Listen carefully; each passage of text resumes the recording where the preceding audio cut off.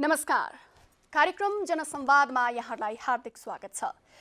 म कृति भट्टराई आज पनि यहाँहरु माझ उपस्थित भइसकेको छु। विभिन्न समसामयिक विषयहरू लिएर यो कार्यक्रममा हामी प्रस्तुत हुने गर्दछौं र यो क्रममा पछिल्लो केही समयता निरन्तर रूपमा हामीले कोभिड-19 अर्थात् कोरोना महामारीले निम्त्याएका असरहरू अथवा चुनौतीहरूको सन्दर्भमा चर्चा गरिरहेका छौं र पछिल्लो समय त अझ हेर्ने हो भने नेपालमा संक्रमितहरूको संख्या दिन प्रतिदिन बढ्दै गइरहेको छ।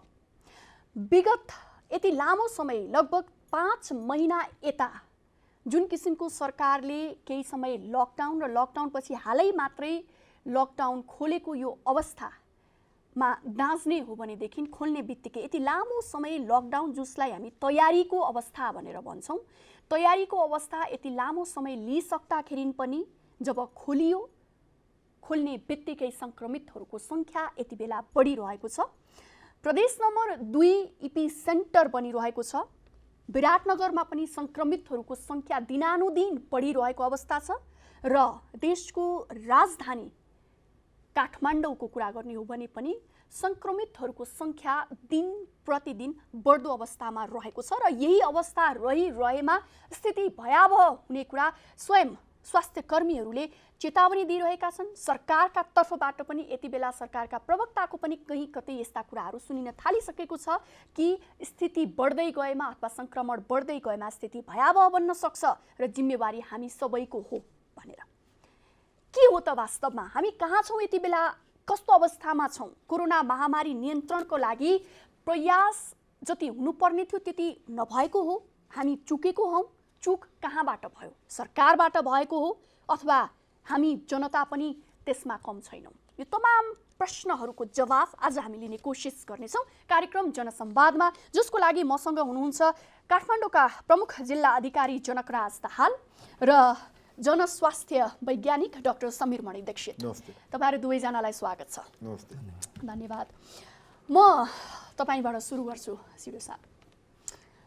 अब अहिले पछिल्लो समय भनौं यतिका लामो समय सरकारले लकडाउन भनेर जनतालाई घरभित्र राख्यो, त्यसपछि आंशिक लकडाउन भनेर योजनाबद्ध रूपमा हामी खोल्छौं भनेर भन्यो, खोल्यो र अहिले पूर्ण रूपमा लगभग खोलेको अवस्था भनौं न, हैन? केही रेस्ट्रिक्सन्स बाहेक खुलेको अवस्थामा संक्रमण दिन प्रतिदिन बढ्दै गएको यो अवस्था छ र अस्तिको शुक्रबार मात्रै तपाईहरुले चाहिँ यो आइतबारबाट लागू हुने भनेर गृह प्रशासनको कतिपय कामहरू नगराउने भन्ने कुरा, जिल्ला प्रशासनको कतिपय कामहरू नगर्ने भन्ने कुराहरू आएको छ र यसलाई चाहिँ अब यो शटडाउनमा गयो सरकार भन्ने कुरा छ। खास के हो यो लकडाउन शटडाउन? यहीबाट अलिकति सुरु गरौँ सिडो साहब। अब यहाँले नै पृष्ठभूमिमा बताइसक्नु भएको छ। यो कोरोनाको संक्रमणको स्थिति अहिले दिनानुदिन बढ्दै गइरहेको भन्ने कुरा र हामीले अब लकडाउन पनि गर्यौं।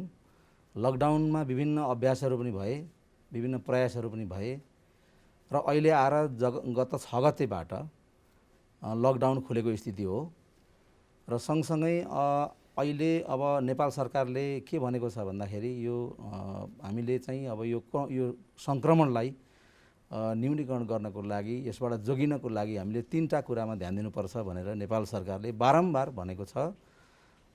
त्यो 3टा कुरा भनेको एउटा सेनिटाइजरको प्रयोग गर्ने, मास्क लगाउने र सोशल डिस्टेन्सिङमा रहेर काम गर्ने भनेको छ। अब यही आधारमा कार्यालयहरू पनि खुले र खुल्दै जाँदाखेरि कार्यालयमा अब यो प्रोटोकललाई पालना गराउन कतिपय अवस्थामा चुनौती पनि देखियो र विशेष गरी जिल्ला प्रशासन कार्यालयको कुरा गर्दाखेरि सवारी पास लिनेको चाप, नागरिकता लिनेको चाप, राहदानी लिनेको चाप, संस्था दर्ता गर्नेको चाप लगायत अत्यधिक चाप बढ्दै जाँदाखेरि यो प्रोटोकललाई पालना गराउन नसक्ने अवस्था आयो र हामीले डे अल्टरनेट गरेर कुनै बार महानगरपालिका, कुनै बार नगरपालिका गरेर हामीले सेवा प्रवाहलाई निरन्तरता पनि दियौं। त्यसले पनि अझै यो भिड भडकालाई चाहिँ घटाउन सकिएन। नसकिसकेपछि हामीले 3टै जिल्लाको प्रमुख जिल्ला अधिकारीहरूको संयुक्त बैठकबाट हामीले हाम्रो सेवा प्रवाहलाई सङ्कुचन गरौँ अथवा स्थगन गरौँ भनेर निर्णय गरियो र त्यसमा चाहिँ यो शटडाउन भन्ने शब्द चाहिँ हामीले प्रयोग गरेको थिएन। तर शटडाउन भयो, राजधानी शटडाउन भन्ने चाहिँ विभिन्न चाहिँ समाचारहरू पनि आए, तर वास्तवमा शटडाउन होइन, यो सेवालाई स्थगन गरेको हो हामीले। अहिले सेवालाई हामीले हल्ट गरेका छौँ र अत्यावश्यक बाहेकका सेवाहरू हल्ट गरेको स्थिति हो अहिले। र अत्यावश्यक सेवाहरू चाहिँ हामीले प्रवाह गरिरहेकै छौँ। आजको दिनमा पनि यो प्रवाह भइरहेकै छ र हामीले अत्यावश्यक सेवालाई सिडिओ कार्यालयले दिने सेवालाई मात्रै हामीले स्थगित गरेको अवस्था हो अहिले। भनेपछि सिडिओ कार्यालयले दिने सेवा स्थगन गरेकोलाई बुझाइमा अथवा बुझ्दाखेरि चाहिँ आंशिक रूपमा फेरि सटडाउन मतलब फेरि बन्द गर्ने र यो चाहिँ यसलाई चाहिँ सटडाउनको नाम चाहिँ आयो यसै भन्ने कुरा तपाईँको हैन। यो बिचमा मैले सोध्न चाहेँ यहाँलाई कि हामीले यो बिचमा निरन्तर कार्यक्रम गरिरहेछौँ। लकडाउन भनेको सरकारले तयारी गर्नको लागि लिएको समय हो लकडाउन। यो बिचमा जति पनि तयारी गर्नुपर्ने जनशक्तिको उसले होस् अथवा चाहिँ आवश्यक सामग्रीको तयारी गर्नुपर्ने होस् अथवा कसरी योजना गर्नुपर्ने कुराहरू होस् त्यो सबै गरेर त्यसपछि सर्वसुलभ हुने गरेर सहज जनतालाई हुने गरी खोल्नुपर्छ भन्ने कुरा चाहिँ सबैबाट प्राय आएको थियो। तर यतिका समय लगभग 4 महिना लकडाउन गर्दाखेरिको अवधिमा र त्यसपछि खोल्दाखेरिको अवधिमा पनि हामी त झन् पहिलाको भन्दा पछाडिको अवस्था अथवा बिजोग अवस्थामा एक किसिमले भन्दा त्यो पो देखियो त होइन? अब यसमा चाहिँ यस्तो छ, अब यो कोरोना भनेको अब कसैलाई थाहा पनि थिएन र अहिले पनि विज्ञहरूले के भन्नुहुन्छ भने कोरोनाको रिसर्च हुँदैछ, यसको भ्याक्सिन आउँदैछ, यसको लक्षण चाहिँ अब फरक फरक खालको देखिन्छ भनेर उहाँहरूले भन्दै हुनुहुन्छ। त्यस कारणले गर्दाखेरि यस्तो अवस्था आयो, हामीलाई 81 लकडाउन गर्नुपर्ने भयो होइन। हामीले 11 गते चैत्रको लकडाउन गरियो। सायद त्योभन्दा 2 दिन अगाडि गरेको भएदेखि त्यो एकजना जुन देखियो नि विदेशबाट आउने त्यो पनि देखिने थिएन कि भन्ने पक्ष पनि छ। खैर अब जुन लकडाउन गरियो, लकडाउनको बिचमा चाहिँ अब विभिन्न अब योजनाहरू बनाउने, कार्यविधिहरू बनाउने, क्वारेन्टाइनको व्यवस्थापन मिलाउने लगायतका कुराहरू चाहिँ भए र त्यसमा हुँदै जाँदाखेरि अब लकडाउन चाहिँ अब 50औं दिनको लकडाउन पछि चाहिँ अलिकति मान्छेहरूमा कस्तो कुरा आयो भने व्यावसायिक पक्षबाट पनि अब भोकमारी बढ्ने भयो होइन। अब यसको चाहिँ अब रोजगारी गुम्ने भयो, बर्बाद हुने भयो र मान्छेलाई चाहिँ हाइपर टेन्सनको कारणले गर्दाखेरि चाहिँ यो मनोरोगले गर्दाखेरि मान्छेहरूलाई झन् बढी समस्या पर्ने भयो भन्ने खालको कुरा आएको हुनाले गर्दाखेरि बिचमा आएर लकडाउन खोलियो। लकडाउनको मोडालिटी पनि परिवर्तन गर्दै गर्दै गइयो र 6 गतेबाट चाहिँ खोलियो। भनेपछि कस्तो हुँदो रहेछ भने यो अप्ठ्यारो परिस्थिति हो क्या। लकडाउन भनेको चाहिँ एकदम यस्तो अप्ठ्यारो परिस्थिति हुँदो रहेछ। अब भूकम्प गयो, भूकम्पमा त सर्टेन समय भूकम्प गयो, त्यसपछि म्यानेजमेन्ट। तर होइन नि सर, यसमा त यस्तो पनि हो नि, जस्तो कुशल कार्यक्षमताको एक किसिमले परीक्षण हुने समय भनेको पनि यस्तै बेलामा हो होइन। नेपालको परिप्रेक्ष्यमा कुरा गर्ने हो भने अन्य देशको तुलनामा नेपाल यस अर्थमा भाग्यमानी रह्यो भनेर भनिएको छ कि अन्य देशमा डिसेम्बरको अन्तिमबाट सुरु भयो, जनवरीमा एकदमै धेरै चाहिँ संक्रमणको स्थिति भयावह भयो होइन भने नेपालले त्यो डिसेम्बरको त्यो अन्तिम साता छोडिदिउँ, जनवरी फेब्रुअरी र मार्चको पनि हामीले अन्तिममा आएर 26मा लगभग चैत 11 भनेको त्यो समयमा आएर हामीले लकडाउन भन्यौँ होइन। भनेपछि लकडाउन अगाडि नै हामीसँग त्यो किसिमको तयारी गर्न सक्ने एउटा समय थियो एउटा। दोस्रो, लगभग चैत 11 देखि यो साउन 6 गतेसम्म गर्दाखेरि त्यो बेलाको अर्को 4 महिना पनि हामीसँग थियो। भनेपछि यतिका लामो समयमा विपद व्यवस्थापनको तयारीको लागि र अलिकति दूरदृष्टि राख्न सक्ने त्यो त चुकेको हो नि, त्यो त मान्नुहुन्छ होला नि। यस्तो भयो, यसमा के भयो भने नि अब यो जस्तो यसको चाहिँ जो सङ्क्रमण बढ्दै गयो नि, यसमा चाहिँ अब यसले यो गरेन त्यसले त्यो गरेन भन्नुभन्दा पनि जति सरकारले गरेको त्यो पर्याप्त हिसाबले भएन होला, आफ्नो ठाउँमा छ, तर तयारी त गरेकै हो के। जस्तो त्यतिखेर किट थिएन होला, औषधि थिएन होला नि त। त्यस कारण त्यो व्यवस्थापन गर्दै जाँदाखेरि जस्तो अब अहिले चाहिँ तपाईँको सङ्क्रमणको अलि दर चाहिँ बढ्दै गएको चाहिँ अहिले हो पक्कै पनि। र यसमा चाहिँ के छ भने अब मुख्य कुरा चाहिँ अब यो सङ्क्रमणको दर बढ्नुमा अब यो कोभिडलाई दोष दिनुपर्ने हुन्छ हामीले होइन।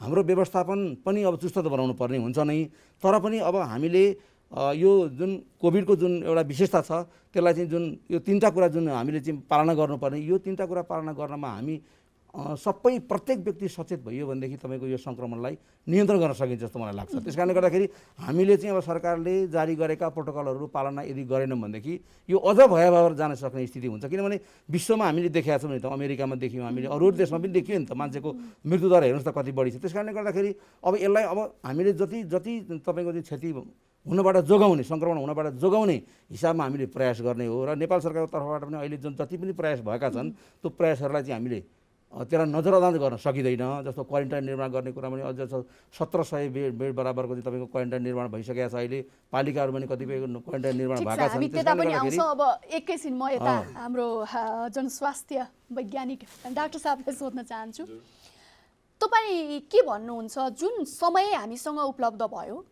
र जुन कुराहरू उहाँले भन्नुभयो अहिले सहमत हुने अवस्था छ, साँच्चै नै त्यही हो त हाम्रो अवस्था भनेको, हामीले तयारी? अनि यसो छ, मतलब अब सबै सहमत पनि गरिन्न, सबैको विरोध पनि गरिन्न होइन। अब एउटा कुरा चाहिँ के छ भन्दा राज्यले कहाँ कमजोरी गरेबाट म सुरु गरौँ होइन, राम्रो कामहरू पनि गरेका छन्। जुन खुकुलो भन्ने शब्द छ नि, त्यो चलाउनु पर्छ कि। अहिले कुनै हालतमा लकडाउन खोलेको त हुँदैन। जनमानसमा एउटा के गलत एउटा धारणा छ भन्दाखेरि अहिले लकडाउन खुल्यो, अब देश सङ्क्रमण मुक्त भयो, देशमा सङ्क्रमण छैन, न त राज्यले किन खुल्थ्यो त? यो राज्यका सञ्चालकमा त होइन, प्रधानमन्त्रीज्यूको बाटोबाट पनि खुल्या भन्ने शब्द चलाएको छ कि, खुलेको होइन, यो खुकुलो भयो। जब नागरिकले त्यो बुझ्छ नि, तब उसले अरू गर्नुपर्ने कामहरू बुझ्छ कि।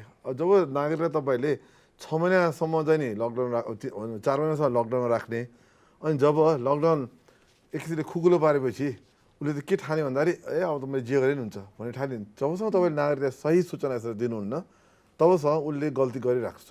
र अहिले जुन अहिले गइरहेको छ, जुन एक किसिमले हेर्ने एकदम आनन्दसँग लिइरहेको छ नि नागरिकले यो अवस्था, त्यो चाहिँ नि राम्रो अवस्था पक्कै पनि होइन। त्यसमा राज्यको एकदमै कमजोरी देख्छु, त्यो राम्रोसँग सूचना प्रभाव नगरेको हुनाले।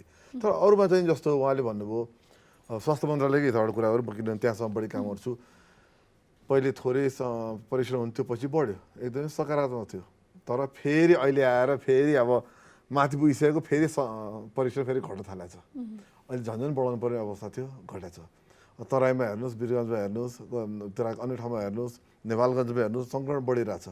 तर त्यहाँ परिश्रम बढाएर गर्नुपर्ने ठाउँमा चाहिँ अझ घटाइरहेछ। त्यसले गर्दाखेरि यस्ता यस्ता कुराहरू चाहिँ नि राज्यको कमजोरी चाहिँ जरुर देखिन्छ। र मैले दिएको सबभन्दा कमजोरी चाहिँ त्यसबाहेक चाहिँ नि अझ मैले आज हेर्नु, तपाईँले हेर्नु, उहाँले मास्क लाउनु भएको छ, मैले मास्क लगाएको छु होइन। यो हामीले एउटा उदाहरणको लागि पनि लाग्छ नि त, यहाँ खास जोखिम छैन कि, मास्क नलाए पनि हुने हो यहाँ। त हामी किन लगाएर छ एउटा उदाहरणको लागि पनि लगाइरहेको छु। तर नागरिकले यदि मास्क लाउँदै भने सुसूचित त गर्नै पऱ्यो, हाम्रो तर्फबाट गर्नु पऱ्यो, राज्यले पनि गर्नु पऱ्यो, सबैले गर्नु पऱ्यो। तर यदि कोही नागरिकले बलजफ्ती सुन्दैन र बलजफ्ती मास्क नलाइकन हिँड्छ, व्यवसायीले मास्क नलाइकन व्यवसाय सञ्चालन गर्छ भने राज्यको दायित्व हो कि ऊ माथि कडाभन्दा कडा कारवाही गर्ने कुनै किसिमको अब तरिका अप्नाउन सकिन्छ नि, त्यो गर्नै पर्छ। त्यो राज्य त्यो गर्न नसक्नु चाहिँ नि कमजोरी भन्छु म चाहिँ नि। अहिले त व्यवसायहरूलाई समात्नुपर्छ, जसले मास्क नलागेको ग्राहकलाई सेवा दिन्छ ऊ माथि कारवाही गर्नै पर्छ, उसलाई लगाएर। यो कारवाहीको कुराहरूमा पनि हामी आउँला, तर अर्को एउटा सोधिहाल्न मन लागेको, जस्तो अहिले ठ्याक्कै भन्नुपर्दा नेपाल सङ्क्रमणको कुन अवस्थामा छ भनिहाल्ने अवस्था छ? किनभने कतिजनाले जस्तो उसपैपट्टै पनि आयो, रिसर्चबाट पनि आयो कि यो समुदायमा फैलियो भन्ने कुरा पनि आयो बिचमा, त्यसपछि यसको खण्डन पनि गरियो होइन भन्ने कुरा पनि आयो। अब अहिले फेरि यो अस्पतालबाट समुदायमा सङ्क्रमण सुरु भइसकेको छ, यो र स्रोत चाहिँ अस्पताल हो भन्ने कुरा आइरहेको छ, र कतिले चाहिँ यो सेकेन्ड वेभ हो कोभिडको भन्ने कुरा पनि आइरहेछ। खास के हो, के भन्न सक्ने अवस्था छ डाक्टर साहब? म यसमा अर्को किसिमले जवाब दिन्छु है। अहिले हाम्रो समाज छ कि छैन भन्ने महत्त्वपूर्ण होइन कि, भए पनि नभए पनि हाम्रो महत्त्वपूर्ण कुरा के हुन्छ नि, यदि कोही सङ्क्रमित छ भने उसमा लक्षण के छ र लक्षण भएका कतिजना सङ्क्रमित छन्, त्यो हाम्रो प्रश्न हुनुपर्छ। अब होइन, मतलब महामारी हो, महामारीमा यदि मान्छे सङ्क्रमित नहुने हो भने त महामारी नै हुन्थ्यो नि त। संसारभरि भइरहेछ, नेपालमा पनि हुन्छ। अहिले जे वीरगञ्जमा देखिरहेको छु, नेपालगञ्जमा देखिरहेको छु, एकछिनले हेऱ्यो भने काठमाडौँमा देखिरहेको छु, त्यो एउटा सङ्क्रमण हो, सर्छ। त्यो समाजमा सरेको सरेन महत्त्वपूर्ण होला, एक किसिमले थाहा पाउनु जरुरी छ। तर थाहा पाएर गर्ने के, कि त्यो परीक्षा सबैलाई गर्नु सक्नु पऱ्यो र सङ्क्रमणले छुट्याएर अरूलाई एक त किसिमले काम जान दिनु पऱ्यो, त्यो त अवस्था छैन हाम्रो।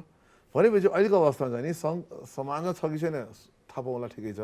तर त्योभन्दा महत्त्वपूर्ण चाहिँ नि सकेसम्म धेरैलाई पत्ता लगाउँ, जसलाई लक्षण छ उहाँहरूलाई आइसोलेसनमा राख्ने कि अस्पताल राख्ने विचार गरौँ। अन्य लक्षण नभएकाहरूलाई घरमा आइसोलेसन गर्ने कि समाज राख्ने त्यो विचार गरौँ। र बाँकी मान्छेहरूलाई सामान्य जनजीवनमा फर्किन दिउँ, गर्नुपर्ने त्यो। र अहिले जुन भइरहेछ स्मार्ट लकडाउन गर्नुपर्ने त्यही नै हो, त्यसरी अगाडि बढ्नुपर्छ भन्ने मेरो सोच छ। त्यसले गर्दा मैले जहिले पटक पटक यो समुदायमा छ कि छैन भन्ने कुराको जवाब छ नि, मेरो लागि चाहिँ त्यो महत्त्वपूर्ण छैन। तर कहीँ न कहीँ त्यसले असर त पार्छ नि, होइन? असर यसरी हुन्छ, तपाईँले समाजमा धेरै छ भने थाहा पाउनुभयो, अथवा समुदायमा एकदम फैलियो भने चाहिँ तपाईँ त्यो अनुसारको कार्यान्वयनमा जानुहुन्छ, त्यो अनुसारको कन्ट्रोल मेकानिजम त त्यही अनुसार गर्नुपर्ने हुन्छ। तर एउटा फेरि त्यसमा के छ नि, त्यो गए पनि नभए पनि हाम्रो रिस्पोन्स मेकानिजम त्यसै पनि हुनुपर्छ कि त्यहाँ त्यसै पनि बलियो हुनुपर्छ कि मास्क लाउने दूरी मेन्टेन गर्ने त्यो त समुदाय फैलियोस् कि नफैलियोस् मतलबै छैन हामीलाई गर्नै पर्यो कुरै खतम 2जना हुँदाखेरि पनि मास्क लाउनु पर्थ्यो 2000 हुँदा पनि मास्क लाउनु पर्थ्यो कि सो मेरो जहिले त्यो सोच चाहिँ त्यो हो कि त्यसले गर्दा हामीहरू यो विदेशको नक्कल गरेर विदेशमा यसो भयो उसो भयो भन्ने नै होइन हाम्रो देशमा तथ्याङ्क के छ त्यसमा जाने हो र अहिले सङ्क्रमण बढ्न थालेको त देखिसक्यो नि त वीरगञ्ज बिराटाहरू त्यो जहाँ गए पनि नम्बर छ नि त तथ्याङ्कले भन्छ कि समाजमा समुदाय फैलिया मतलब छैन नम्बर समाजमा संक्रमित बढ्दैछ संक्रमण बढाएको छ अब त्यही अनुसारले हामीहरू मुख्य कुरो लक्षण भएकालाई के गरेमा ध्यान दिउँ अरूलाई आफ्नो दैनिक जनजीवन जान्दिउँ किनभने यहाँ त रोजीरोटीको कुरा छ सो मेरो चाहिँ जवाब त्यो अनुसारले आउँछ हजुर म फेरि सरतर्फ आएँ जस्तो अब कारबाहीका कुराहरू पनि आए यहाँ सरकारले भनेको मापदण्डको कुराहरू पनि आए मास्क लगाउने सेनिटाइज गर्ने आफ्नो हात बारम्बार धुने होइन डिस्टेन्स मेन्टेन गर्ने भौतिक दूरी यो कायम गर्ने भन्ने कुराहरू छँदैछ योभन्दा बाहेक पनि सरकारले अरू कुराहरू पनि नियम त लगाएको छ नि जस्तो अहिले नै पछिल्लो समयको निर्णयको कुरा गर्ने हो भनेदेखि रातिको समयमा हिँडडुल पनि बन्द गर्न भनेर भनेको कुराहरू आएको छ होइन त्यसपछि एक जिल्लाबाट अर्को जिल्लामा जान नपाइने भन्ने कुराहरू छ तर अब काठमाडौँकै सवालमा मात्र मैले अन्ततिरको कुरा गरिनँ यहाँ काठमाडौँ जिल्लासँग सम्बन्धित हुनुहुन्छ जवाफदेहिता तपाईँको छ त्यसैले मैले त्यहाँ कुरा गरेँ काठमाडौँ जिल्ला जो हिजोसम्म न्यून कमसेकम बाहिरबाट आएकाहरू मात्रै यहाँ सङ्क्रमित उपचार भइरहेको छ भन्ने कुराहरू थियो तर अहिले यो सङ्क्रमित जसरी बढ्या छ सबै बाहिरबाट आएर सङ्क्रमित बढेको भन्ने छ फेरि भन्दाखेरि एकातिर सरकारले एक जिल्लाबाट अर्को जिल्ला बन्द गर्ने त्यो निर्णय सरकारको अनि अर्कोतर्फ चाहिँ बाहिरबाट आएर चाहिँ काठमाडौँमा सङ्क्रमण बढ्यो भन्ने स्थिति यसलाई कसरी लिनु भएको छ अब यो कस्तो हुँदो रहेछ भने यो लकडाउन भनेको यस्तो अप्ठ्यारो परिस्थिति रहेछ नि तपाईँले टाइट पनि गर्नु पर्यो आवश्यकता अनुसार सहजीकरण पनि गर्नु पर्यो त्यसलाई खुकुलो पनि बनाउनु पर्यो हैन त्यसकारणले गर्दाखेरि यो भनेको तपाईँको एकदमै यस्तो यस्तो चाहिँ कठिन परिस्थिति हो नि यो चाहिँ अप्ठ्यारो परिस्थिति हो क्या त्यसकारणले गर्दाखेरि अहिले नेपाल सरकारको सरोकार भनेको के हो भन्नुहुन्छ भने तपाईँको यो यसको सङ्क्रमणबाट जोगाउने पब्लिकलाई आम पब्लिकलाई जोगाउने भनेर विभिन्न मोडालिटीमा तपाईँको लकडाउनको मोडालिटीमा त परिवर्तन गर्दै गर्दै ल्याएको हो त्यस्तै यातायातको चाहिँ तपाईँको मोडालिटी पनि परिवर्तन गर्दै गर्दै ल्याएर अहिले के भयो भने तपाईँको विदिन जिल्लाभित्रलाई पास जारी नगर्ने काठमाडौँ उपत्यकाको हकमा अन्तर जिल्लाको लागि पास जारी गर्ने भनेको के हो भने अन्तर जिल्ला मान्छे विदिन तपाईँको चाहिँ यी ज्यादै नै कन्ट्रोल गऱ्यो भने त थेग्न नसकिने रहेछ नि त गाह्रो रहेछ नि त व्यवसायीहरूको आन्दोलन सुरु भयो होइन तपाईँको त्यो पर्यटन व्यवसायीहरूको आन्दोलन सुरु भयो अरू व्यवसायीहरूको आन्दोलन सुरु भयो त्यसकारणले गर्दा त्यसलाई पनि सहजीकरण गर्दै जानुपर्ने भयो त्यसकारणले गर्दाखेरि यो मोडालिटीमा कहीँ खुकुलो पार्नु पऱ्यो कहीँ टाइट गर्नु पऱ्यो त्यो हिसाबले चाहिँ गरेको हो र पछिल्लो समय चाहिँ तपाईँले भन्नुभएको जस्तै जस्तो बाहिरबाट ल्याउने कुरा जुन छ नि अब एक पक्षले के भन्छ भने राजधानी सिल गर्नु पऱ्यो भन्छ होइन राजधानी सिल गर्नु जबकि यहाँका 60% व्यापारीहरू बाहिरका छन् व्यवसाय गर्ने मान्छे बाहिरबाट आउनुपर्छ रोजगारमा पनि तपाईँको चाहिँ मलाई लाग्छ 30-40% मान्छे बाहिरबाट आउनुपर्ने हुन्छ त्यसकारणले गर्दाखेरि कि त ठप्पै पार्नु पऱ्यो पुरै नभएदेखि त व्यवसाय पनि सञ्चालन गर्नुपर्ने छ सेवा प्रवाह पनि सुचारू गर्नुपर्ने छ तपाईँको व्यापार पनि चलाउनु पर्ने छ भनेपछि त तपाईँको कहीँ न कहीँ सहजीकरण त गर्नै पर्यो नि त्यसकारणले गर्दाखेरि मान्छेलाई चाहिँ भनौँ न तपाईँको मैले बुझ्नुपर्ने तपाईँले बुझ्नुपर्ने कुरा चाहिँ के हो जस्तो मलाई लाग्छ भने नि यो यसले गरेन उसले गरेन यो फलाना भन्दा पनि मैले गर्नुपर्छ के तपाईँले गर्नु पऱ्यो क्या तपाईँ अनुशासित हुनु पऱ्यो म अनुशासित हुनु पऱ्यो प्रत्येक इन्डिभिजुअल अनुशासित हुनु पऱ्यो किनभने यो कोभिडको व्यवस्थापन त यति धेरै चुनौतीपूर्ण छ तपाईँले हामीले देखेकै छौँ त्यसकारणले गर्दाखेरि म चाहिँ कसलाई दोष दिन्छु यसमा भन्दा मलाई दोष दिन्छु पब्लिकलाई व्यक्तिलाई दोष दिन्छु के किनभने मान्छे चाहिँ अनावश्यक हिँडडुल गर्ने भिडभडकामा जाने त्यसकारणले गर्दाखेरि अब हामीले के कस्तो रणनीति ल्याएको छौँ भनेदेखि अब किनभने लकडाउनमा फर्किन सक्ने नीति छैन अब छैन किनभने व्यापार व्यवसाय किनभने तपाईँको राहतलाई रोजगारीमा टाइअप गर्नु पर्यो होइन भन्नुहोस् त त्यसकारणले गर्दाखेरि अर्थतन्त्रलाई पनि चलायमान बनाउनु पर्ने छ त्यसकारणले गर्दाखेरि अहिले अब के गर्ने भने व्यवसाय गर्ने तर प्रोटोकल पालना गर्ने सेवा प्रवाह गर्ने तर प्रोटोकल पालना गर्ने तपाईँको दैनिक जीवन गुजारा चलाउने तर प्रोटोकल पालना गर्ने सरकारको यही नै हो आग्रह पनि यही हो तर ठुलो कुरा पनि छैन तपाईँले यो 3टा कुरा गर्न पैसा लाग्छ र लाग्दैन नि त तर यसमा पनि हामीले नेग्लिजेन्स गरेर वास्तवमा हाम्रो डाक्टर साहबले भन्नुभएको जस्तै मानव कोभिड सकियो भन्ने ढङ्गले जुन आवागमन जुन भएको छ नि यो चाहिँ भयङ्कर ठुलो आफैप्रतिको गल्ती हो भन्ने मलाई लाग्छ जस्तो नाकाको यो आगमनको कुरा गरिरहँदाखेरि नि सर अब काठमाडौँभित्र छिर्ने नाका त कति छन् कति होइन जहाँ सबै ठाउँमा सायद हामीले यो कार्यक्रममा पनि केही समय अगाडि चर्चा गरेका थियौँ जति बेला यो चाहिँ नाका छिर्न चाहिँ बन्द गर्ने नछिराउने भन्ने कुराहरू आएको थियो त्यो बेलामा पनि हामीले चर्चा गरेका थियौँ र त्यति बेला पनि हामीले छलफल के गरेका थियौँ भने काठमाडौँमा सुरक्षाकर्मीहरूद्वारा निगरानीमा रहन सक्ने नाका त एकातिर होलान् तर तीभन्दा अनगिन्ती नाकाहरू यस्ता छन् जहाँबाट चाहिँ सजिलैसँग आवागमन गर्न सकिने अवस्था छ, भित्र छिर्ने अवस्था छ। भनेपछि सरकारले नआऊ भन्यो भने त जबरजस्ती पनि यहाँ खुलिसक्यो। तपाईँले अहिले भने जस्तो रोजगारको सवाल छ, पेटको सवाल छ, सबै यहीँ छ भनेपछि त आउने भयो उनीहरू, होइन? अब आउनको लागि सिधा बाटो आउन नदिएपछि त चोर बाटो आउने भयो। बरु सिधा बाटो तपाईँहरूले परीक्षण गरेर आउनुपर्ने अथवा आउँदै परीक्षण गर्ने भनेर सरकारले जहाँ अहिले चाहिँ कहाँ गर्ने भन्नेमा कहिलेकाहीँ म त अन्यल जस्तो पनि देख्छु डाक्टर साहब, अहिले तपाईँले सच्याउनु होला। त्यो अन्यल हुनु सट्टा बरु सिधा बाटोबाट जो आउनु छ आउनुहोस् तपाईँहरू, हामी पिसिआर परीक्षण अथवा के परीक्षण गर्नुपर्ने हो हामी आउँदै गराउँछौँ, आखिर सरकारले नै गरिरहेछ जिम्मेवारी भनेर त्यसरी भनिदिएको भए कमसेकम चोर बाटोबाट आउने अथवा त्यसरी छलेर आउनेहरूको सङ्ख्या कमी हुन्थ्यो र सङ्क्रमितहरूको पहिचान समयमा हुन सक्ने अवस्था थियो कि त्यतातिर सोचिएन? होइन, यतातिर पनि सोचेको हो, विभिन्न विकल्पहरू सोच्यो र अहिले आउने काठमाडौँ प्रवेश गर्ने नाका 5वटा नाका छन्, होइन? 5वटा नाका देखिएका नाका हो र त्यसमा पनि के भयो भने तपाईँको नाका बन्द गर्दा त्यहाँ टाइट गर्दा कस्तो भयो भने मान्छे तल चाहिँ झ्याप्ले खोलासम्म आउने, झ्याप्ले खोलामा उतारिदिने, गाडीबाट उतारिदिने र गाडी रित्तो गाडी फर्किने, यो पनि प्रवृत्ति भयो क्या। भनेको मलाई सुरक्षित गर्नको लागि, म सेफ हुनको लागि त म आइसोलेसनमा बस्नु पर्यो भन्ने जुन खालको जुन अब यो विज्ञहरूको कुरा आएको छ नि, त्यो कुरामा चाहिँ हामीले ध्यान नदिएको हो कि जस्तो मलाई लाग्छ क्या। त्यस कारणले मैले नै सचेत हुनुपर्ने हुन्छ त्यसमा, होइन? अब कन्ट्रोल गर्ने मेकानिजम त नेपाल सरकारले बनाएको छ, त्यसमा पनि के गर्नु पर्यो अहिले पछिल्लो चाहिँ हाम्रो यो उसबाट के देखिन्छ भने होलिस्टिक एप्रोचमा जानुपर्ने रहेछ क्या। सबै मल्टी एजेन्सीहरूको चाहिँ इन्भल्भमेन्ट चाहियो क्या यहाँ। जस्तो अब तपाईँको चाहिँ गाउँमा टोलमा एउटा चाहिँ सक्रिय युवा समूहहरू बनाएर उनीहरूलाई पनि परिचालन गर्नु पर्यो के। गैर सरकारी संस्थाहरूले पनि त्यो खालको चाहिँ जस्तो यो कोभिड नियन्त्रणमा जुन सरकारको नीति छ यो अनुसार जानुपर्ने हुन्छ। त्यसले गर्दा चौतर्फी सबैले, प्रत्येक संस्थाले, प्रत्येक इन्डिभिजुअल्सले चाहिँ यसमा ध्यान दिएर तपाईँको जस्तो अब त्यसरी भागेर किन आउनु पर्यो, होइन? भागेर आएर त केही जितिनेवाला छैन, भोलि त उल्टै कोभिडले चाहिँ तपाईँको सङ्क्रमित हुनसक्छ। त्यस कारणले यो हुँदाहुँदै पनि मान्छेले चाहिँ अलिकति नबुझेको जस्तो गरेर हुन त कतिपय अवस्थामा बाध्यता पनि छ तपाईँको। जस्तो बाहिरबाट ल्याउने कुरामा कस्तो भने जस्तो बाहिर दिल्लीमा उपचार गर्न गएको थियो, क्यान्सरको पीडित थियो, उपचार सकियो, पैसा पनि सकियो, रेफरल चिठी पनि छ, उसलाई आउनु दिने कि नदिने। त्यसै तपाईँको सिंहदरबार प्रबलीकरण गर्ने भनेर भनेको छ, राष्ट्रिय गौरवका आयोजनाहरू गर्ने भनेको छ, फास्ट्याग बनाउने भनेको छ, त्यहाँ तपाईँको यो चाहिँ तपाईँको यो धरारा बनाउने भनेर भनेको छ। अब त्यसको लागि मजदुर चाहियो, होइन? सुन्नु, म भन्दैछु, ल्याउने सबै ठ्याप्पै बन्द गर्ने होइन, तर व्यवसाय पनि गर्ने, निर्माण पनि गर्ने, तर प्रोभाइडेड प्रोटोकल चाहिँ पालना गर्नुपर्छ, प्रोटोकल पालना गर्नुपर्छ। प्रोटोकल पालना गऱ्यो भनेदेखि त यसबाट सङ्क्रमितबाट त बच्न सकिन्छ नि त, होइन? किनभने घरभित्र मात्रै बसेर मात्रै त हुने रहेछ नि त, देखियो त हो। त्यस कारणले गर्दाखेरि अब यो सङ्क्रमण बढ्दै गएको स्थितिमा र हामीले व्यापार व्यवसाय पनि सञ्चालन गर्नुपर्ने, सेवा पनि सुचारू गर्नुपर्ने सन्दर्भमा अब गर्नुपर्ने महत्त्वपूर्ण काम भनेको चाहिँ प्रोटोकललाई चाहिँ पालना गर्नु पऱ्यो क्या। सेवा प्रवाह गर्दा पनि प्रोटोकल पालना गर्नु पऱ्यो नि।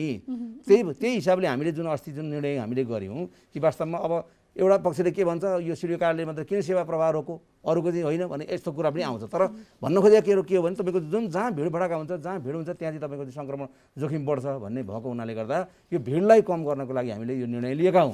त्यस कारणले हुनसक्छ भोलि भोलि हामी अनुगमनमा जान्छौँ, अनुगमनमा जाँदाखेरि तपाईँको त्यो भिड भडका र प्रोटोकल पालना गरेको देखेन भने त्यहाँ पनि हामी बन्द गराउन सक्छौँ, यो स्थिति आउन सक्छ। त्यस कारणले गर्दाखेरि यसमा चाहिँ मेरो विनम्र अनुरोध पनि के छ भने सबै प्रत्येक व्यक्ति नै सचेत हुनु पर्यो क्या। हजुर, अब डाक्टर साहब म तपाईँतिर आएँ। जस्तो अहिले हामीले छलफल गऱ्यौँ सङ्क्रमण बढ्दैछ भनेपछि हामीले परीक्षणको दायरा बढाउनु पर्यो भन्ने कुराहरू जुन आइरहेको छ नि, जसरी अहिले सरकारले परीक्षण गरिरहेछ, अब तपाईँले पनि अघि भनिसक्नुभयो झन् अहिले फेरि खस्किएको छ, बिचमा अलिकति बढ्यो भनिएको थियो, सङ्क्रमितहरू बढेको देख्न थाल्यो, त्यही कारणले पो घटाएको कि भन्ने कुराहरू पनि छ। खास के हो डाक्टर साहब यो जुन किसिमले यो परीक्षण गरिएको छ सन्तुष्ट हुन सक्ने अवस्था छ? सन्तुष्ट हुने त अवस्थै छैन। मैले पहिल्यै भनेको हो, यो त 6 महिना अगाडिदेखिको हाम्रो गुनासो आजको दिनमा पनि छ। यो भनेपछि यो कुनै नयाँ नौलो होइन र सायद अब यो अवस्था नै आइसक्यो होला कि अब त्यो परीक्षण कसलाई गर्ने र किन गर्ने भन्ने प्रश्न चिन्ता आउन थाल्छ। एउटा कुरा के हुन्छ नि, एउटा एपिडेमियोलोजीमा एउटा एक्चुअली एउटा बुझाइ छ कि, त्यो के बुझाइ भन्दाखेरि यदि समुदायमा सङ्क्रमण सरिसक्यो भने कन्ट्याक्ट ट्रेसिङको मतलबै हुँदैन, सबैजनालाई आइसकेको छ, कसलाई खोज्ने, होइन?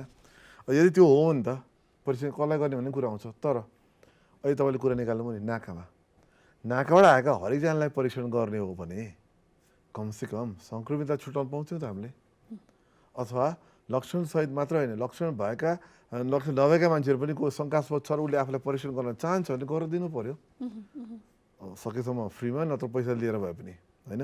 भनेपछि हामीले परीक्षण चाहिँ नि दायरा एकदम फराकिलो पार्नु अहिले पनि जरुरी छ। मुख्य कुरो अरू के पनि होइन, जोखिम समूहसम्म सङ्क्रमण पुग्नु भएन। यो रोगको एउटा विशेषता छ तपाईँलाई भनिदिइहालौँ। अधिकांश नेपालमा त झन् 95%को हाराहारीमा, संसारमा चाहिँ 80%को हाराहारीमा चाहिँ नि सङ्क्रमितमा लक्षण नै छैन कि, यानि कि रुगाखोकी भन्दा कमजोर छ। पहिले हामीले यो कुरा भन्दा मान्छेले हाँसे हामीलाई, हो किन कस्तो यसलाई कस्तो साधारण किसिमले ल्या भन्थे, तर मान्छेले बुझ्न थालेछन् समग्र जनसङ्ख्यामा यो रोग रुगाखोकी भन्दा कमजोरै हो। रुगाखोकीमा त ज्वरो आउँछ नि, हामीलाई सुताउँछ 2-3 दिन, जसलाई पनि जुन उमेर पनि 2-3 दिन सुतेर थलो पर्छ नि, हामी अफिस जान सक्दैनौँ, हामीहरू होइन त्यस्तो हुन्छ, स्कुल जान सक्दैनौँ। यसमा त्यस्तो छैन। 80 देखि 90% त्यो पनि हुँदैन कि। तर हामीले के विचार गर्नुपर्छ, त्यो जोखिम समूह 70 वर्ष काटेका र अन्य रोग भएका दृढ रोगीहरू, उहाँहरूमा चाहिँ नि यो करिब 10% को हाराहारी हुनुहुन्छ उहाँ। त्यहाँ चाहिँ नि सङ्क्रमण साधारण रुगाखोकी भन्दा 20 देखि 30 गुणा डरलाग्दो छ। र आइसियुमा भर्ना गर्नु पर्यो भने अवस्था छिट्टै नाजुक हुनसक्छ। त्यो समूहलाई हामीले बचाउने हो कि। सो हामीले अब सोच्दाखेरि चाहिँ त्यो समूहसँग पुग्न सक्ने जो कोहीलाई हामीले परीक्षण गर्नु पर्यो, त्यो भनेको जो पनि हो। त्यसरी हेर्ने हो भने चाहिँ राज्यको परीक्षण गर्ने दायरा चाहिँ सन्तोषजनक पटक्कै पनि छैन। तर कतिपय अवस्थामा के पनि भनिएको छ भने विशेष त अब सरकारी परीक्षण चाहिँ भरपर्दो हुने होइन, एउटा विश्वास गर्न सक्ने। तर यो आवाज चाहिँ किन उठिरहेछ भन्दाखेरि निजी स्तरबाट फेरि पनि उही निजी स्तरबाट खोलिएका सेवा प्रदायक जति पनि संस्थाहरू छन्, ल्याबहरू छन्, यिनीहरूप्रतिको विश्वसनीयता एउटा, र अर्को उनीहरू चाहिँ बढी लाभान्वित हुने कोसिसले चाहिँ काम गर्छन्, लाभ उन्मुख बढी हुन्छन्। र त्यही कारणले गर्दा सरकारले जतिसुकै राम्रो काम गरे पनि त्यसलाई चाहिँ त्यसमा प्रश्न चिन्ह उठाइरहेछन् भन्ने कुरा पनि छ। अलिकति यसबारे केही भनिदिनुहोस् न। म त्यो क्षेत्रलाई एक किसिमले हेऱ्यो भने मैले देखेको पनि छु, म त्यसमा इन्भल्भ पनि छु होइन। हो, एउटा कुरा चाहिँ पक्का छ कि अहिले नयाँ नयाँ ल्याब अकस्मात आइपुगेका छन्, नयाँ नयाँ प्रयोगशालाहरू कहीँ नभएको 2 हप्तासम्म नदेखेका प्रयोगशालाहरू अकस्मात कहाँबाट आयो थाहा छैन, तर आछन्। त्यो किन आयो त? अहिलेको अवस्था किन आयो? यत्रो वर्ष के बसेको थियो भन्दाखेरि केही न केही त छ, त्यहाँ गडबड छ, त्यो के त आफै पछि पत्ता लगाउँला। तर जुन छन् नि त्यहाँ राम्रोभन्दा राम्रो प्रयोगशाला पनि छन्, वर्षौँदेखि चलिरहेछन्, उनीहरूलाई अझ पनि राम्रो काम गर्न दिएको छैन। भनेको मतलब राज्यले गरेको सबै कुरा गलत भने होइन, तर राज्यले चलाएको प्रयोगशालामा चाहिँ नि प्रश्न चिन्ह गर्ने ठाउँहरू चाहिँ नि पहिले पनि आएका थिए, अहिले पनि छन्। सबै गलत भने होइन, हरेक प्रयोगशाला भनेको त कसरी मानवले गर्दा सानो गल्तीले पनि नतिजा गलत आउन सक्छ। तर निजीले राम्रो सरकारले नराम्रो भन्ने त्यस्तो कभी नै होइन, तर एकले अर्कालाई हेर्नै पर्छ। र जुन नयाँ नयाँ आछन् उनीहरूको चाहिँ के मकसद के हो, उनीहरू किन आयो भन्ने कुरा त अब प्रश्न चिन्ह त गर्नै पर्यो नि। अब म यहाँलाई सोध्न चाहेँ, जस्तो अब भनिहालेँ विगतमा पनि सरकारले आफ्नो तर्फबाट कोसिस गर्यो भन्ने कुराहरू छ, गरि नै रहेछ अहिले पनि, अब गर्ने क्रममा पनि होला। अब यति बेला जनता अलिकति भयभीत फेरि त्रसित भएको अवस्था छ होइन, र यो महामारी सङ्क्रमणलाई जित्नको लागि भए भन्दा पनि जनताको विश्वास सरकारप्रति र सरकारको समन्वय जुन सही सूचना प्रवाहको हामी कुरा गर्छौँ जनता समक्ष, त्यो हुनुपर्ने अवस्था जस्तो लाग्छ मैले विचार गर्दाखेरि। अब तपाईँलाई मैले सोध्न चाहेँ, यो अब आफ्नो यो जिल्ला प्रशासनको सेवाहरू, भिडभाड हुने सेवाहरू त यहाँले अहिले बन्द, अहिलेको लागि स्थगित भनेर भन्नुभएको छ। अब आगामी योजना के? जनता किन भयभीत छन् भने बल्ल बल्ल रोजगारी अलिकति गर्न पाइएको छ, अब बल्ल बल्ल अलिकति फेरि सहज होला भनेको फेरि अब लकडाउन हुन्छ कि फेरि कर्फ्यू पो घोषणा गर्ने हो कि भन्ने किसिमले एकदमै यो अन्यलको स्थिति र त्रासको स्थिति देखिया छ कि जनतामा। के छ अवस्था? अब यसमा चाहिँ के छ भने अब यो विषयमा, यो लकडाउनको मोडालिटी तय गर्ने विषयमा, यसलाई चाहिँ लागू गर्ने विषयमा माथि उच्च स्तरीय समन्वय समिति हाम्रो चाहिँ कोभिडको छ, त्यो त्यहाँबाट विश्लेषण हुँदैछ होइन, हुन्छ, समीक्षा हुन्छ। तर म चाहिँ तलको फिल्ड लेभलको चाहिँ कुरा गर्दाखेरि कस्तो छ भने तपाईँको यो अब रोगको चाहिँ यो चाहिँ विशेषता हेर्दाखेरि अब यो लाग्यो भने सिद्धियो, फिनिस्ड भन्ने खालको जुन छ त्यसले अलिकति भयावह स्थिति क्रिएट गरेको पब्लिकलाई छ जस्तो मलाई लाग्छ। तर सिम्पल म आजदेखि 15 कहीँ एक्सपोज भएको मितिले 15 दिनसम्म टक्क आइसोलेसनमा बस्दिएँ, सेनिटाइजर मुख हात धोएँ, यो मास्क लगाएँ भने त केही पनि नहुने हो कि होइन। त्यस कारणले गर्दाखेरि यसमा चाहिँ तपाईँको हामीले यो रोगको जुन एउटा चाहिँ भयावह स्थिति छ नि त, त्यसलाई मध्यनजर राखेर हामीले के गर्नुपर्छ जस्तो मलाई लाग्छ भने अब व्यापार व्यवसाय गर्नेले पनि प्रोटोकल बनाउनु पर्यो के प्रोटोकल बनाउनु पर्यो। जस्तो पर्यटनले पर्यटनको प्रोटोकल बनाउनु पर्यो, होटल व्यवसायले होटल व्यवसायको प्रोटोकल बनाउनु पर्यो, उद्योगले जस्तो यहाँ मैले अलिकति रोकेँ, प्रोटोकलको कुरा हामी अघिदेखि गरिरहेछौँ। व्यापार व्यवसाय रोजगार हरेक कसैले प्रोटोकलमा चल्नुपर्छ, यो ठिक हो होइन। तर अहिले पछिल्लो समय हेर्ने हो भनेदेखि सबैभन्दा बढी सङ्क्रमण कसलाई देखिएको छ त भन्दा सुरक्षाकर्मीहरूलाई देखिएको छ, जो चाहिँ विशेष त यस्ता प्रोटोकल कायम गराउनको लागि चाहिँ प्रतिबद्ध हुनुपर्ने हो। उहाँहरूबाट यदि कसैले मानेनन् भने पनि गर्नुपर्छ भनेर लगाउने एउटा जिम्मेवार स्थान त हो नि, संस्था त हो नि। भन्दा उहाँहरूकै ती कर्मचारीहरूलाई नै देखिएको छ, सेवा सुविधामा खटिरहने क्रममा फ्रन्टलाइनरहरूलाई देखिएको छ। यसलाई कसरी लिनुहुन्छ त? यसमा चाहिँ के छ भने जस्तो अब प्रहरी त फिल्डमा काम गर्ने हो होइन, अब त्यहाँ तपाईँको पक्राउ गर्नुपर्ने हुन्छ होइन। विभिन्न आन्दोलन छ, विभिन्न चाहिँ तपाईँको चाहिँ कार्यक्रमहरू भएको छन्, त्यसमा चाहिँ अब सुरक्षा कारबाही अन्तर्गत पक्राउ गर्नुपर्ने हुन्छ र त्यो पक्राउ गर्नुपर्ने मान्छे जो आन्दोलनमा आएको छ उसको असावधानीको कारणले गर्दाखेरि ऊ कन्टेमिनेट भएको हुनसक्छ कि। त्यस कारणले गर्दाखेरि अब को त्यो भिडभाडमा गएर समाएर ल्याउनु पर्यो। त्यस कारणले गर्दाखेरि यो चाहिँ मैले भने नि यो प्रत्येक व्यक्ति सचेत हुनुपर्ने भनेको चाहिँ के हो भने तपाईँको चाहिँ तपाईँमा भर पर्ने कुरा हो के, ममा भर पर्ने कुरा हो के। भनौँ न गभर्मेन्टको तर्फबाट म्यानेजमेन्टको कुरा आफ्नो ठाउँमा छ होइन, जिम्मेवारी लिनुपर्ने कुरा आफ्नो ठाउँमा छ। तर यो चाहिँ यस्तो खालको रोग रहेछ कि तपाईँ सचेत हुनु भएन भने नि तपाईँले 10 जनालाई सार्न सक्नुहुन्छ। त्यस कारणले गर्दाखेरि मैले प्रोटोकलको जोड किन दिइरहेको छु भने अब हामीले व्यापार व्यवसाय नगरिकन त धरै छैन नि। त्यस कारणले अब व्यापार व्यवसाय गर तर प्रोटोकल पालना गर भनेपछि त सबैले गर्नु पर्यो के, प्रत्येक व्यक्तिको त जिम्मेवारी भनेपछि अब फेरि लकडाउनतिर जाने अथवा फेरि सबै कुरा बन्द गर्ने भन्ने अवस्था चाहिँ आउँदैन। यो अहिले स्थिति जस्तो चलिरहेछ त्यसैमा सतर्कता अपनाउँदै नियमित काममा फर्क्यौँ भन्ने नै हो सरकारको अबको धारणा। अब आजसम्मको मितिसम्मको कुरा गर्दाखेरि अब त्यो त भोलि अब तपाईँ भयावह भयो भने त अर्को निर्णय पनि हुनसक्छ। तर आजसम्मको कुरा गर्दाखेरि चाहिँ तपाईँको अब यो लकडाउन टोटल लकडाउन हुने सम्भावना चाहिँ छैन, किनभने अब लकडाउन मात्रै त विकल्प होइन रहेछ नि त। त्यस कारणले गर्दाखेरि मैले भने नि प्रत्येक व्यक्तिले प्रत्येक अर्गनाइजेसनले तपाईँको चाहिँ नि त्यो प्रोटोकल पालना गराउन सक्यो भने यो प्रभावकारी हुन्छ जस्तो मलाई लाग्छ। किनभने नियन्त्रण गर्ने नियन्त्रणकारी निकायहरूले त गर्नुपर्छ नै, त्यो त त्यसमा कुनै विवादै भएन। त्यसमा सँगसँगै प्रत्येक निकायले क्या प्रत्येक अर्गनाइजेसनले त्यसलाई चाहिँ प्रोटोकल पालना गर्ने र गराउने काममा चाहिँ एकदमै ध्यान दिनु पर्यो के। जस्तो पालना नगर्नेहरूको सङ्ख्या पनि यतिखेर जस्तो कि हामी भनिरहेछौँ सरकार मात्र सबै कुरामा जवाबदेहिता हुँदैन, पब्लिकको अहिलेको यो केसमा त हामी पब्लिकको बढी चाहिँ ध्यान हुनुपर्छ, पब्लिकले बढी चाहिँ सजगता अपनाउनुपर्छ भनिरहेको यो अवस्थामा प्रोटोकल तोडिएको पनि छ होइन। र एक किसिमले नबनाऊ भन्दा भन्दै पनि जोसँग अलिकति पावर एक्सर्साइज प्र्याक्टिस गर्ने बानी छ उनीहरू जहाँ जसरी जति बेला पनि निस्किन सक्छन् भन्ने जस्तो उदाहरण पनि यो समयमा देखियो होइन। भन्दा त्यस्तालाई जब कारवाही हुँदैन, दण्डहीनता हुन्छ भनेदेखि त अवश्य पनि उसले गर्न हुन्छ मैले गर्न हुँदैन किन भन्ने त आइहाल्छ। उसलाई लाग्यो पनि मलाई सर्ने हो भन्ने खालको ऊ पनि आउला। भन्दा कारवाही त कमसेकम कडा किसिमले हुनुपर्ने हो। जे भनिएको छ त्यो गरिया छैन भने त्यो नियमन निकाय तन्दुरुस्त त हुनुपर्ने हो नि। त्यसमा सन्तुष्ट यसमा चाहिँ यस्तो कारवाहीको कुरा कस्तो छ भने सङ्क्रमण रोग 2020 अनुसार कारवाही गर्ने अधिकार प्रमुख जिल्ला अधिकारीले दिएको छ होइन। यो हिसाबमा हामीले चाहिँ अहिले 2000 भन्दा बढी मान्छेलाई जरिमाना हामीले गरेका छौँ होइन, हामीले जरिमाना गरेका छौँ। त्यस कारणले गर्दा कारवाहीको मोडालिटीमा हामीले जरिमानामा सीमित भएको छौँ अहिले। तर तपाईँको अब यो यसले पनि भएन भने हामी कैदमा हामी जान सक्छौँ, कैद पनि हामी गर्न सक्छौँ। 1 महिनाको कैदको सजायको अधिकार दिएको छ त्यो पनि गर्न सक्छौँ। त्यस कारणले गर्दाखेरि कारवाही गर्ने कुरामा कुनै समस्या भएन, कारवाही हामी गर्छौँ। तर कारवाही गर्नुभन्दा अगाडि चाहिँ सबै सचेत भएर चाहिँ त कारवाहीको भागीदार हुनु नपरोस् भन्ने हिसाबले चलिदियो भनेदेखि समस्या समाधान हुन्छ जस्तो मलाई। हजुर धेरै धेरै धन्यवाद। अन्तिममा प्रिकसनको लागि किनभने सजगता नै सबै कुरा हो भन्ने कुरा आइसकेको छ, तपाईँ के भन्न चाहनुहुन्छ? होइन उहाँले भनेको कुरामा म एकदमै सहमत छु र हामीले पनि भनेको कुरा चाहिँ नि जिम्मेवारी ममा छ कि मैले अघि नै भने नि मैले मास्क किन लगाएर छु, यहाँ त हामी जोखिम त छैन किन उदाहरण दिनलाई नागरिकलाई हाम्रो तर्फबाट गरिदिउँ भनेर।